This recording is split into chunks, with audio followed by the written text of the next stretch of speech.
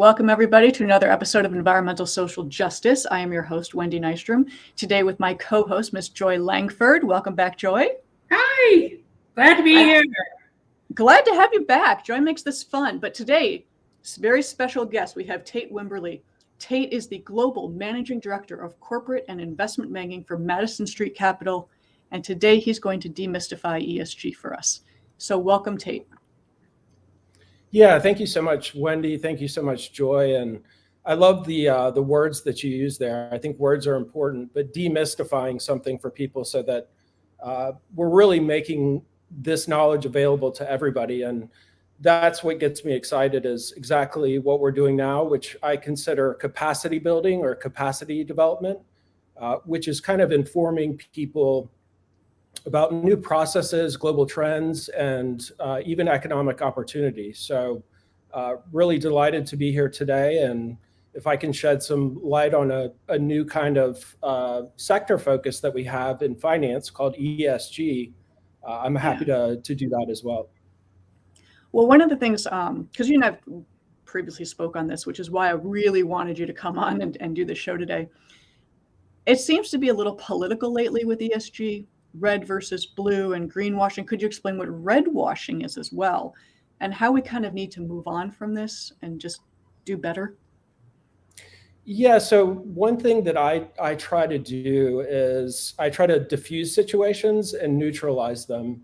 So I like to depoliticize things and always take it back to the economic impact of things. When you start to talk about the jobs that it provides, the clean water systems that infrastructure can build, the new younger workforce getting engaged in sustainability, those are all things that are talking about the next 10, 15, 20 years in the economic long run. So in terms of politicization, let me see if I can kind of explain this the best way. So really, the roots of sustainability and the sustainable economy go back to Stanford University around the 1970s.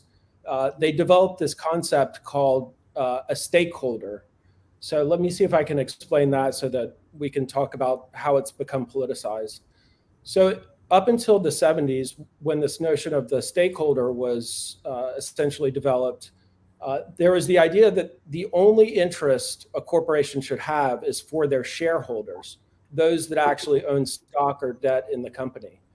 When you expand that definition to a stakeholder, you're actually talking about everybody that is affected by a particular business. So people who live downstream from a factory that's polluting, those businesses that are suppliers to your corporation for the core inputs. Also, anybody who's affected by your goods. So once you expand that from a shareholder to a stakeholder, you have this vast web of connections to your everyday business. So if I can touch on the politicization of it, it goes back to that shareholder versus stakeholder kind of debate. Is it a corporation's responsibility to do good, to do a social, economic, or governance good?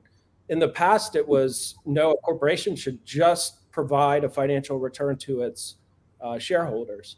So there's two terms that I also like to try to remove from people's vocabulary. And it's exactly what you mentioned, Wendy, that greenwashing or red washing. So they're both used very loosely, and I think they're also a little bit destructive and not as proactive as they can be. So greenwashing is when typically consumers say that a particular company is embellishing or over marketing what their social, environmental, or governance impact is. So they're actually kind of marketing that more than the actual impact that it's having environmentally, socially, or with respect to governance. And now we have data that really gets into those metrics. This is the first time ever where we've got ESG metrics on the Bloomberg terminal and any Wall Street firm. So the other term is red washing, and that's on the other end of the spectrum.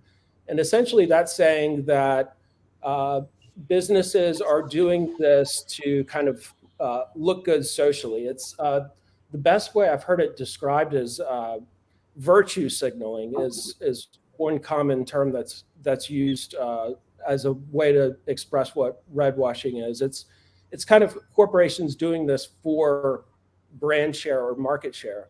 And so I like to remove both of those because, again, if you bring it back to the economic impact, if you were to tell accountants and lawyers that there's this whole new paradigm to learn in the form of ESG, then you start to train your workforce, you start to have the university students learn about the principles of sustainability, which cover everything from racial equity, social equity, gender equity.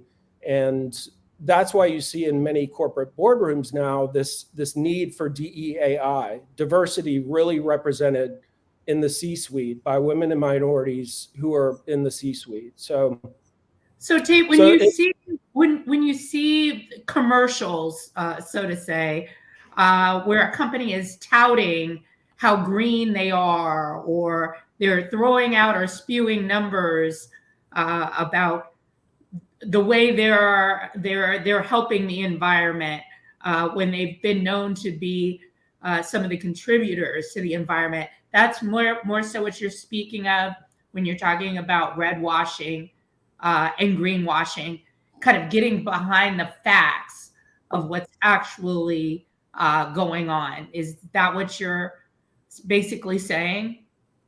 Yeah, and what has happened in the business world is there's been an emergence. So typically, the accounting systems in the U.S. have been regulated by GAAP and IFRS. So now there's a new body that's called SASB, SASB, and this actually, it kind of details what that net benefit that's being created by some of these social programs, environmental programs, actually tying it to the balance sheet. So up until now, it's almost been the Wild West for people to be finance ESG professionals because it was more of a question of advertising or marketing. And so you've seen a lot of audits at major firms like Deutsche Bank and some of those major firms, but it's also an opportunity. Like, people talk about unifying accounting systems. There's also the opportunity to report this in a much more accurate and transparent way. And that's something, as a financial professional, I firmly believe in, is full transparency. That when you kind of open up the business to whether it's stakeholders or people in the community, that it's actually doing what it's saying it's doing. And that's a fundamental principle of good business here in the U.S. I'm so glad you brought that up. And Joy, thank you for interjecting that. It was the Wild West. When ESG first came out, there were a lot of people, companies, when they brought in ESG programs, they tacked it onto someone else's existing job. It's like, in addition to your daily activities, we want you to do the ESG reporting, not realizing that it is a skill set that most people don't have, the environmental background, DEI background, but also it's a big job.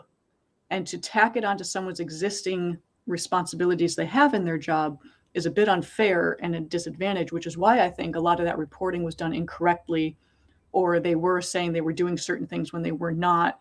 Simply, I don't want to call it greenwashing. I call it unintentional greenwashing, because I think that they had their heart in the right place.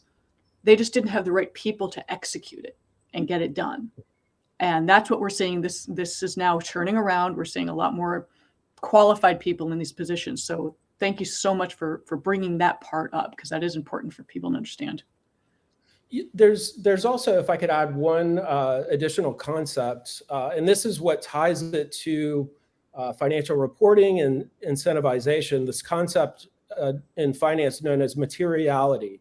So materiality is how that actually affects the investors in those opportunities from a benefit or from an adverse perspective. So now that people on Wall Street are talking about this concept of materiality, what is the actual economic and accounting impact of this particular business's operations, it's a much better time to be working in it. And I personally love it because if I meet a company, for example, that's doing water infrastructure project in a city, it's more about like, what economic impact are you having on the lives of the people who now have access to clean drinking water?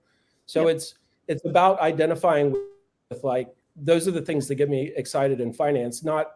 It's never about like the big check. It's about, hey, what amount of people did you help by providing access to capital for those who may not have had it, or for businesses that have had a hard time getting access to capital?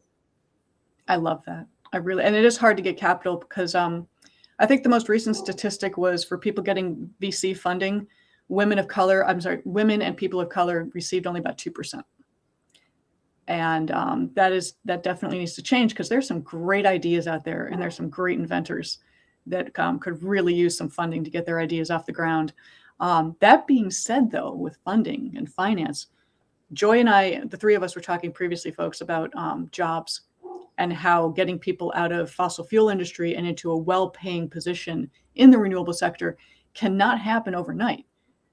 Tate, you've said numerous times this needs to be a strategic change with steps in order to make this transition. Could you explain why we can't just flip a switch and just go 100% renewable? Why is that just not possible? Yeah, so it's a very good question. It's hard to really explain efficiently, but it's a systems question. So I think we had a conversation before, Wendy, about going back generations in my father's side in the past. We were coal miners in West Virginia. We were the hillbillies that are described in Hillbilly Elegy. We were the white trash, the barefoot coal mining people that essentially got their livelihood from a very toxic work environment. And I say that because one thing I fear is that we demonize certain industries.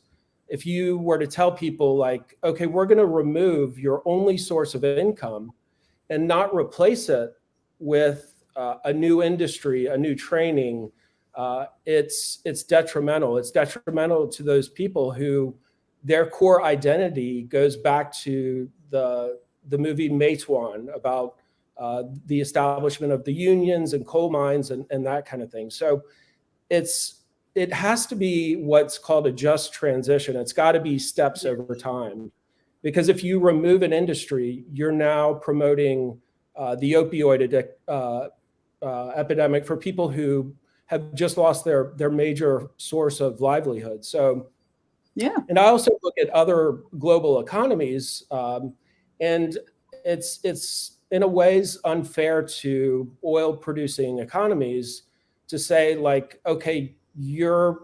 90% of your GDP comes from oil, so we need you to immediately shift from that sector. So you do have places like Dubai, Saudi Arabia, who are actively trying to diversify away from being so oil dependent. If we do start to see a transition, those economies are looking 20, 30, 40 years in the future to say, how are we going to support ourselves if we do start to meet some of our carbon goals? Yeah. No, absolutely. It's definitely something that we need to, keep in mind. I have two refineries that are in my district, and everyone is always saying, well, why don't you, shut down the refineries, do job training in the, electrification space. But it's, when you think about all of the people who have been trained in fuel, for example, and the families that they're able to support, the decent wages that they're able to get, it's not as simple as just turning off one switch and turning on another. We need to really figure ways to make sure that people are being trained, next generations are being trained, that there's anti-recidivism groups that are training people not only in fire resources, but as well as job resources, so that we can keep the economy going. So what you're saying about coal is extremely correct. It's not just about, burning bad fuel or something that's toxic. It's really about making sure that we protect the American dream for many families that are so fragile in the workforce. And what you're talking about is why I get excited, Joy, because this isn't just what a lot of people call the flavor of the month in finance. I don't see it as like what you saw with the recent crypto trend.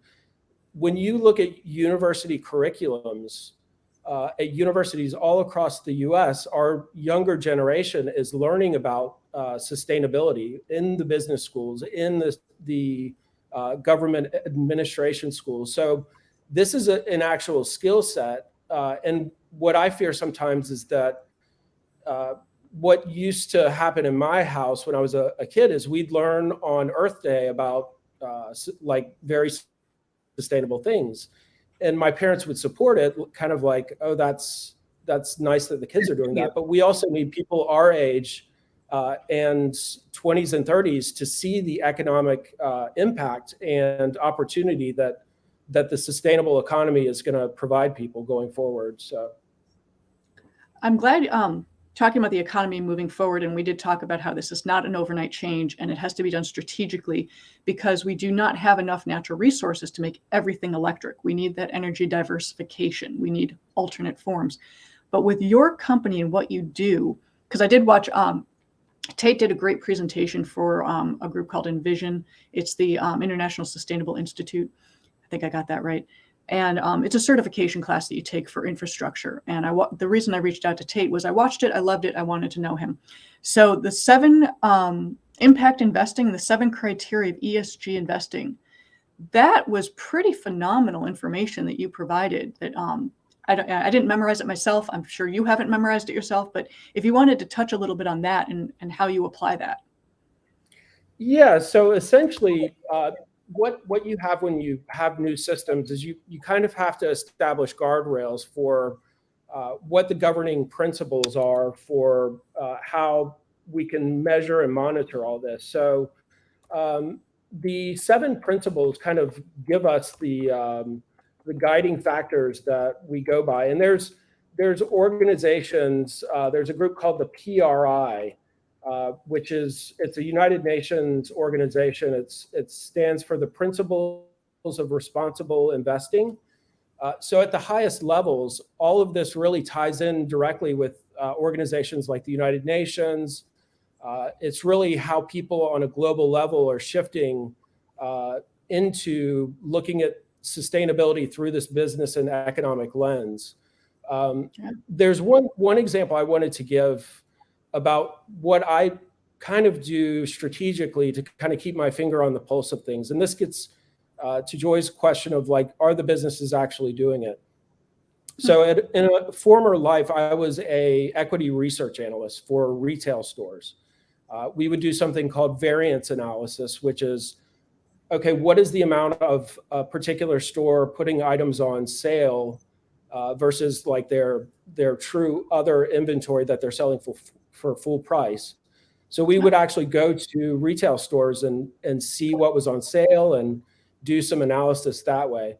So this is where the disconnect with sustainability in the corporate world is still there. So from time to time, I still like to go to malls and take a walk and see the stores and the employees. But I recently cleaned out my junk drawer and I had 3 Apple MacBook batteries.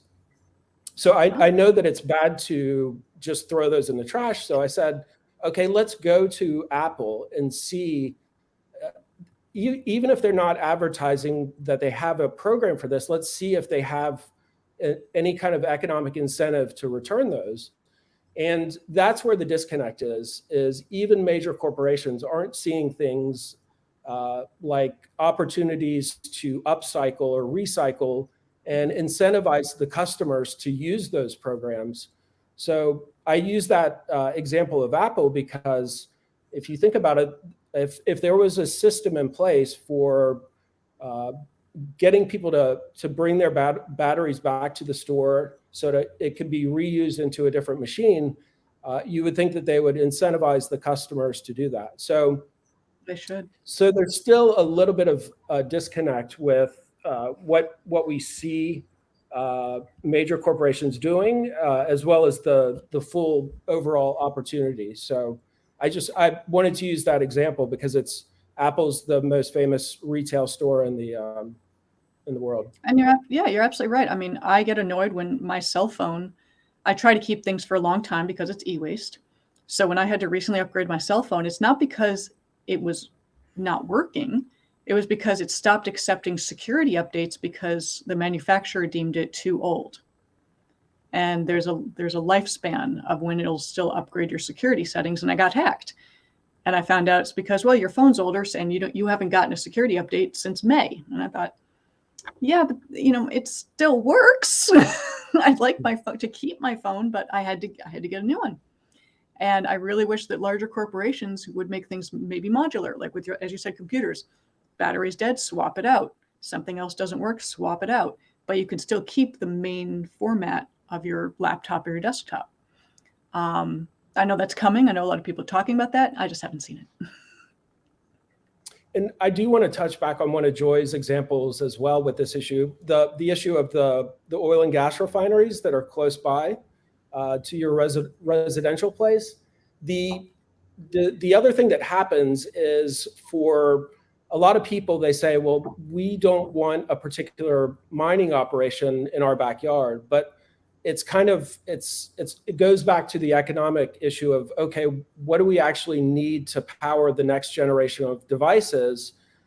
And how do we extract those materials from the ground in the most efficient way that also protects the environment? So you do see some extraction companies actually establishing sustainability departments to research, okay, how do we extract this much more efficiently? How do we create less byproduct from the extraction process? So it was a good example, Joy, so I'm glad you used that oil and gas example. Joy's brilliant. That's why I love her. She comes up with great ideas. So just getting back to, Tate, what you do, would you mind explaining to people, how you can help maybe a startup, or if anyone's interested in getting to ESG, or what your company does with respect to ESG? Yeah, so I'm by trade, I'm an investment banker, and I am neutral in terms of the sectors that I work with. It just so happens I am well trained in some basic ESG coursework and training, but the thing that I typically do on a daily basis is sit down with the CEO, sit down with the CFO and say, okay, what are you looking to achieve the next 1, 3, 5 years? And then we essentially advise the client to say, like, okay, you're probably going to need capital injection at this point, that point down the road. So let's really establish a relationship so that we can advise you through that process, what the implications of capital are for the business, for the previous shareholders. And then going back to the sustainable side, it's really, I like the title that you gave this, demystifying ESG. For many business owners, if you were to say, like, you have to adopt this whole new way of doing business, it could be frightening. It's like, why did I not know about this before? So the way that I approach business owners is saying, okay, you already have these processes in place. Are you paying your workers a fair wage? Do you have recyclable materials? And so if they're already doing some of those processes, it's just kind of codifying it into the ESG framework. And then you start to measure, you start to report it, and it's so much better to see a business. I always go back to the case of New Balance. It's an American company. It costs a little bit more for the shoe, but they pay their workers a fair wage. And so I try to look at businesses that are already doing things that are sustainable and just kind of help them realize, oh, I was already kind of doing this anyways. So. And it's also, when people talk sustainability, they always think the environment and plants and life and pollution. It's people too.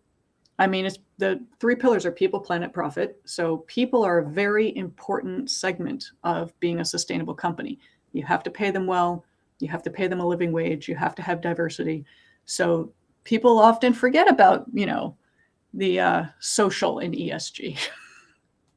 Yeah, the social and the governance aspect are very closely entwined. And this gets back to some of your early comments, Wendy and Joy, that if governance is supposed to be diversification in the boardroom, we need to be tracking that. We need to be saying not just women in executive roles, women and minorities in the C-suite.